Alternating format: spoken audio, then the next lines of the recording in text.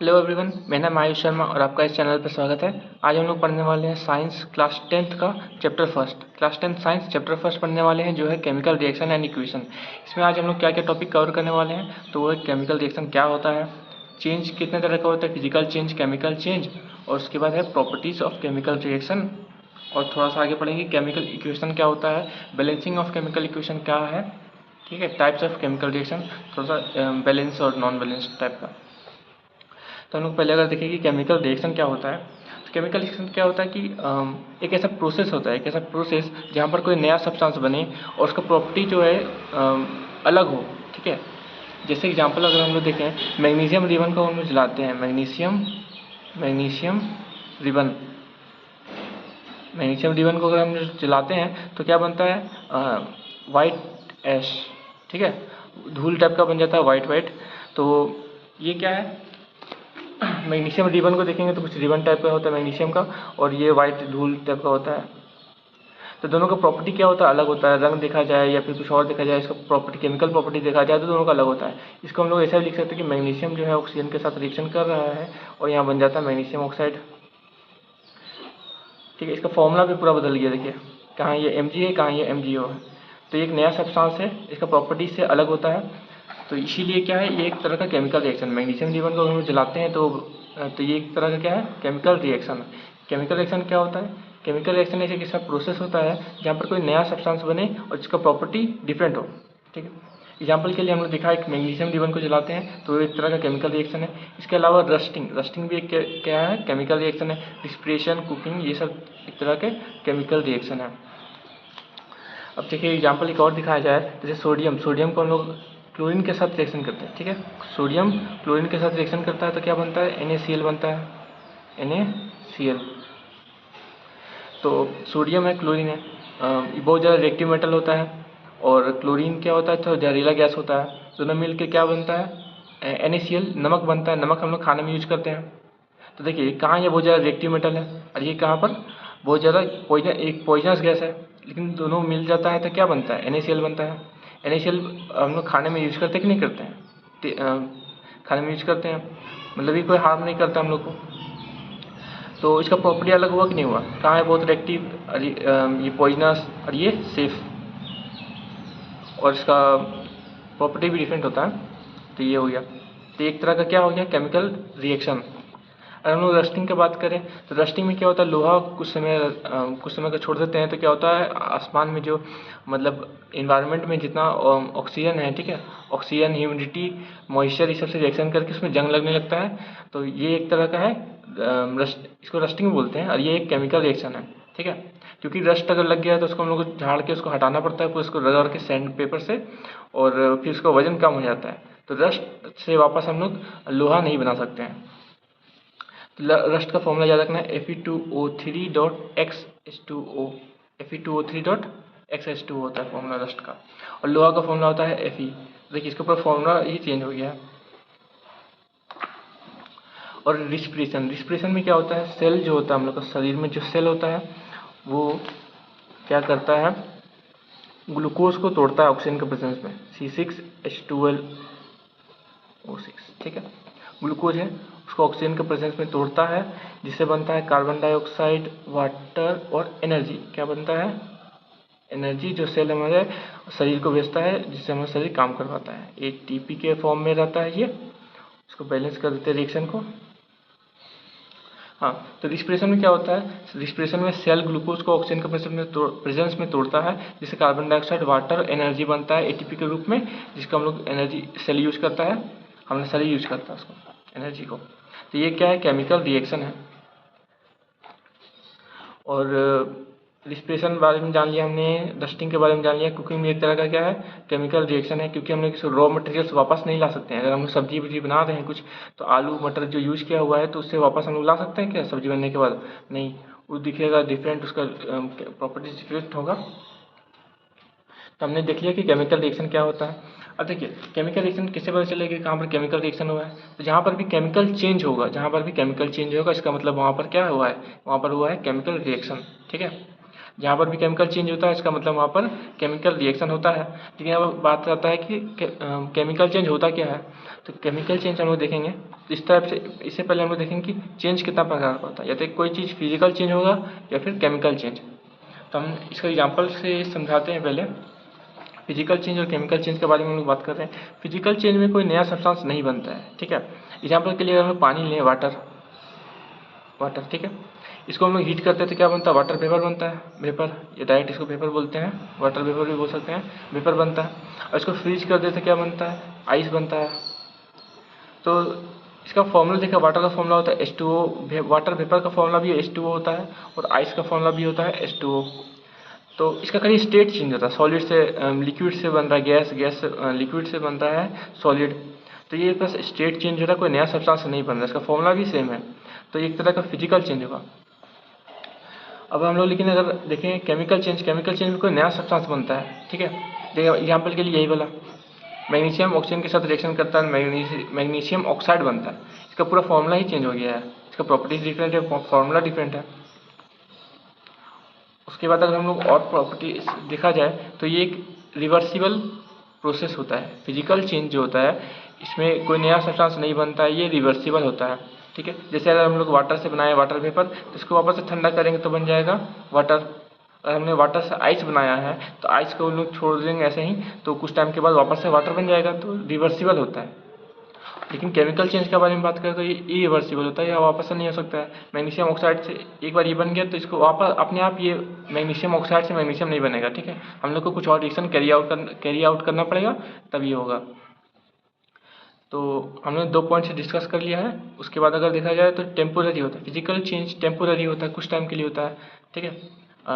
इसको हम लोग वापस रिवर्सिबल वापस से बना सकते हैं, यही चीज़, वाटर वेपर को वाटर, आइस को वाटर। तो ये टेम्पोररी होता है। लेकिन केमिकल चेंज होता है, परमानेंट होता है। एक बार ये बन गया तो बन गया, और हम लोग इसको वापस लाना है तो कुछ और रिएक्शन करना पड़ेगा, ऐसा ही नहीं है वापस आएगा ये। तो ये परमानेंट होता है। केमिकल चेंज क्या होता है, परमानेंट। फिजिकल चेंज होता है टेम्पोररी। उसके बाद अगर देखा जाए तो फिजिकल चेंज में mass of the substance is not change. Mass जो होता है वो चेंज नहीं होता है, वेट चेंज नहीं होता है। एग्जाम्पल के लिए अगर हम लोग एक गिलास लिए, शीशा का गिलास, ठीक है, पीने के लिए, ड्रिंक करने के लिए यूज होता है ना, और उसको फोड़ दिए तो वो क्या होगा, टुकड़ा टुकड़ा हो जाएगा। अगर हम लोग सारे टुकड़ों की जगह जमा करें और उसका वजन करें और इसका वजन करें, तो मान लीजिए 50 ग्राम का था, 50 ग्राम, और सारे टुकड़ा का जमा कर लिए सारा का सारा, तो उसका भी 50 ग्राम वजन ही होगा, 50 ग्राम। तो इसमें क्या होता है कि मास चेंज नहीं होता है, लेकिन केमिकल चेंज में क्या होता है, मास चेंज हो जाता है। एग्जाम्पल के लिए हम देखा जाए मैग्नीशियम का मास कितना होता है, 24 होता है, 24 U। लेकिन मैग्नीशियम ऑक्साइड का मास कितना होता है, मैग्नीशियम का मास हो गया 24, ऑक्सीजन का मास होता है 16, तो दोनों को जोड़ देंगे तो यहाँ हो जाएगा कितना, 40। इसका मास हो गया 40 U।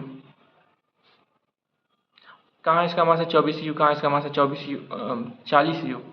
तो इसका मास क्या हो गया, चेंज हो गया। लेकिन यहाँ पर मास कितना था, 50 ग्राम यहाँ पर था, टूटने के बाद भी 50 ग्राम ही रहा। तो ये इसमें मास चेंज नहीं हुआ है। तो हम लोग ने तीसरा पॉइंट डिस्कस कर लिया, चौथा पॉइंट डिस्कस कर लिया। एग्जाम्पल, पाँचवा पॉइंट में सिर्फ एग्जाम्पल दिया हुआ है, जिसने हम लोग बता लिया है, पहले ही पढ़ लिया है। फ्रीजिंग ऑफ वाटर, ठीक है, ब्रेकिंग ऑफ ग्लास, ये सारे फिजिकल चेंज है। Rusting of iron, burning of paper, ये सारे क्या है, केमिकल चेंज है। तो हमने अभी तक क्या देखा है कि केमिकल रिएक्शन क्या होता है, केमिकल रिएक्शन क्या होता है। उसके बाद हमने देखा कि फिजिकल चेंज, केमिकल चेंज क्या है। इसके एक और तरह से बोल सकते हैं कि फिजिकल चेंज में कोई सब्सटेंस का आइडेंटिटी नहीं बदलता है, और केमिकल चेंज में सब्सटेंस का आइडेंटिटी बदल जाता है, ठीक है। आइडेंटिटी बदल जाने का मतलब क्या होता है, कोई न्यू सब्सटेंस बन जाता है, कोई वो वापस से पहले वाला चीज़ नहीं रह जाता है। अब हम लोग देखेंगे properties of chemical reaction. Properties of chemical reaction, इसका मतलब कि अगर कोई केमिकल रिएक्शन हो रहा है तो कैसे पता करें, क्या क्या संकेत है ऐसा जिससे हम लोग पता चलता है कि वहाँ केमिकल रिएक्शन हुआ है। तो पहला है चेंज इन स्टेट। इसको समझाते हैं।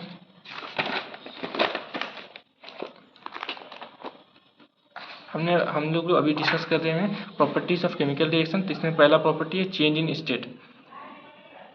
अगर कहीं केमिकल रिएक्शन होता है तो वहाँ पर अगर स्टेट में चेंज हो रहा है, तो इसका मतलब एक संकेत होता है कि ये प्रॉपर्टी वहाँ पर केमिकल रिएक्शन हो रहा है। जैसे एग्जांपल के लिए हाइड्रोजन ऑक्सीजन के साथ रिएक्शन करता है तो क्या बनता है, वाटर बनता है।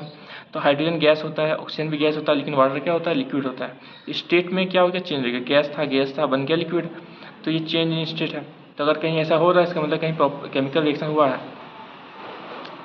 चेंज इन कलर, तो देखिए अगर हम लोग पोटेशियम आयोडाइड इसका नाम है पोटेशियम आयोडाइड को लेड नाइट्रेट से रिएक्शन करते हैं, या इसको ऐसा बोल सकते हैं लेड टू नाइट्रेट,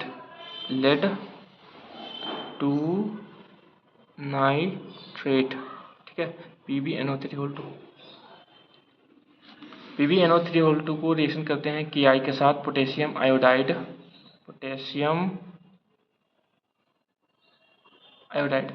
तो यहाँ पर क्या बनता है, यहाँ पर बनता है PbI2 लेड टू आयोडाइड, क्योंकि यहाँ बैलेंस इसका टू यूज हुआ है इसीलिए, प्लस पोटेशियम नाइट्रेट की NO3। अब देखिए ये रिएक्शन जब होता है ना टेस्ट ट्यूब में, अगर हम लोग करेंगे ये रिएक्शन करेंगे, जैसे मान लीजिए यहाँ पर ले लिया हमने Ki, यहाँ ले लिया PbNO3, इसको डाल रहे हैं यहाँ पर PbNO3 दोनों को मिक्स करेंगे, तब रिएक्शन में क्या होगा, वहाँ पर बनेगा PbI2 और KNO3। अब ये जब बनेगा तो यहाँ पर हम लोग देखेंगे कि कुछ नीचे बैठा हुआ है, कुछ इस टाइप का, कुछ अलग अलग पीला कलर का कुछ, तो वो होता है PbI2। वो क्या होता है PbI2, इसको बोलते हैं प्रेसिपिटेट, PPT प्रेसिपिटेट, इसको क्या बोलते हैं, प्रेसिपिटेट बोलते हैं। यहाँ पर हमने पहले क्या जाना था, अभी हम लोग पढ़ रहे थे चेंज इन कलर ना। तो पोटेशियम आयोडाइड जब रिएक्शन करता है लेड नाइट्रेट के साथ, तो यहाँ पर बनता है PbI2 और KNO3। PbI2 का कलर होता है येलो, और ये क्या होता है रिएक्शन में नीचे बैठ जाता है, अलग हो जाता है बाकी सॉल्यूशन से। तो ये क्या हो गया, इसको बोलते हैं प्रेसिपिटेट बोलते हैं, जो रिएक्शन में इनसॉल्युबल सब्सटेंस होता है ना। अगर कोई किसी केमिकल रिएक्शन में कोई इनसॉल्युबल सब्सटेंस बनता है तो उसको हम लोग बोलते हैं प्रेसिपिटेट।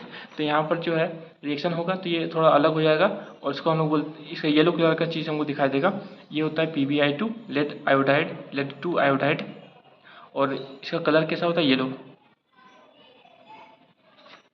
हमने दो पॉइंट डायरेक्ट डिस्कस कर लिया।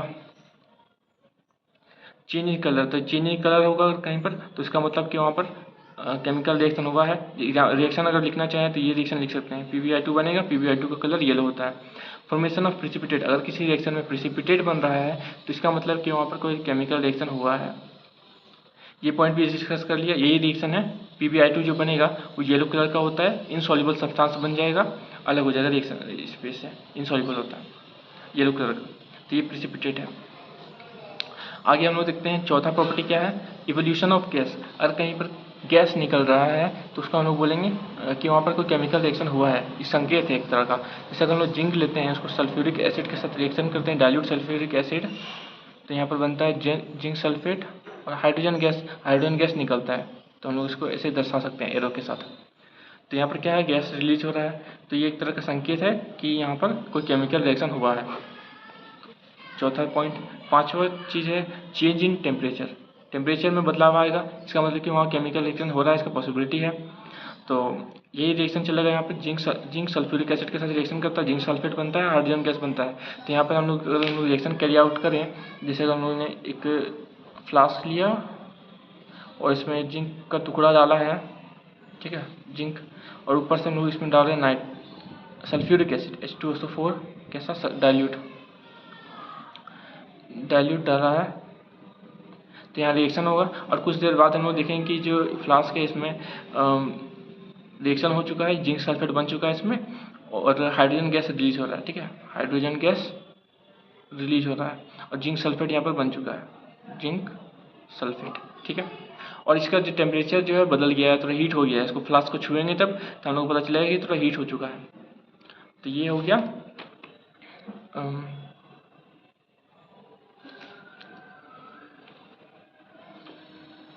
Change in temperature. तो हमने क्या क्या डिस्कस किया, प्रॉपर्टीज ऑफ केमिकल रिएक्शन, मतलब केमिकल रिएक्शन के क्या क्या प्रॉपर्टीज होता है, क्या क्या खासियत होता है, मतलब क्या संकेत ऐसा है जिससे पता चला कि केमिकल रिएक्शन हुआ है। तो 5 ऐसे प्रॉपर्टीज है। पहला है चेंज इन स्टेट, फिर है change in colour, formation of precipitate, evolution of gas, change in temperature.